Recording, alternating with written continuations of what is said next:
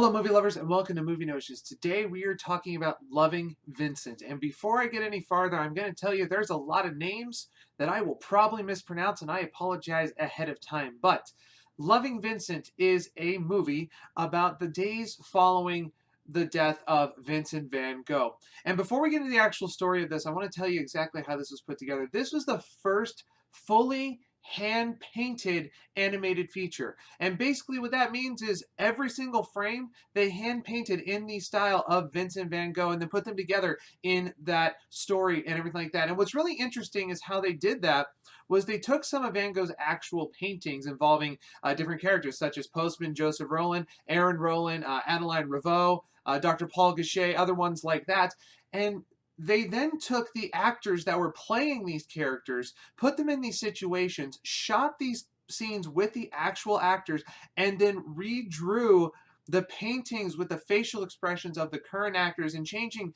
the features ever so slightly to give them more of that look. And from there, they were able to create this entire story. Took a very long time. Before it even started, it tells you it took over 100 artists to put this together, and they actually list them all in the credits. It's very incredible how they would have done this. And every single one of the scenes, everything, you see the brush strokes and everything and how Vincent van Gogh actually would have drawn it. And the best part is they actually have made an entire story around his different photos and how this works. It uses some of his most famous, like the characters I talked before. It used the sunflowers one. It used his self-portrait. It used his self-portrait where he cut off his ear. It uses, obviously, Starry Night, one of his probably his most famous piece for all of it. And it's just interesting on how it was able to work together. Now, the story itself, like I said, took place just after Vincent van Gogh died. And when it opens up, it tells you that he shot himself with a gun and then 2 days later died of the effects of that. And the whole story starts out with Aaron Roland getting an order from his father, Postman Joseph Roland, that he wants to send a letter to Vincent van Gogh's brother, okay, who's still alive, basically offering his condolences because they actually knew each other. They had sort of a relationship, hence they had the self-portrait made from it. And from there, Armin goes, tries to find his brother Theo and finds out that Theo has also passed away. So from there, he kind of figures out that there's something not quite right. And he goes on sort of a detective sort of reporter, everything, talking to the people around, trying to figure out exactly what happened for the story. And from there, that's when the actual story takes off.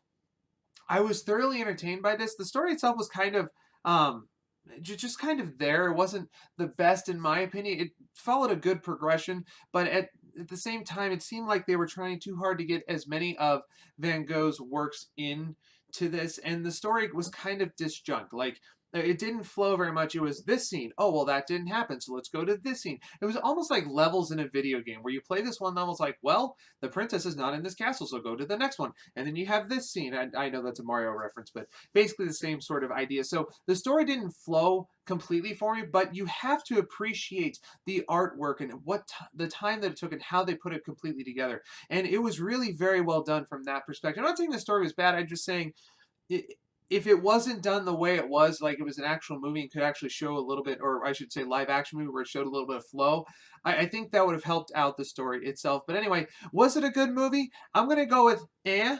Okay, it was an movie just because of the story itself, but the way it was made, it was highly entertaining and really impressive to see how all those artists could come together and make such a movie of this caliber. So I'm going to say it was, yes, very entertaining.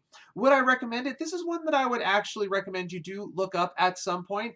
It's not one that you could go like around and see. I'm pretty sure it's gone from most theaters by now anyway. So if you do get a chance, you're looking for something kind of interesting, or you're a fan of Van Gogh and his work, that's one that I would say suggested. When it comes to age appropriateness, this one's actually appropriate for almost anybody. There's no real themes other than the whole fact that he does cut off his ear, which that's just history. You all know that. They do talk about that at one point and sort of everything that goes along with that. So maybe because of that, might want to wait until they're about 10 to 12 or something like that. But at the same time, it's not a very interesting story. So to keep their attention, you may want them a little bit older. When it comes to actual content, there's nothing really in depth that you have to worry about. So anyway, that's my review on Loving Vincent. Be sure to check this one out. If nothing else, look up a scene or two on YouTube and find out what this is all about. Really see how it's all put together because it's quite impressive how it was done. But anyway, if you like what you're seeing, please be sure to like, comment, subscribe down below. Share this one with your friends. Thanks for watching, guys. God bless all of you.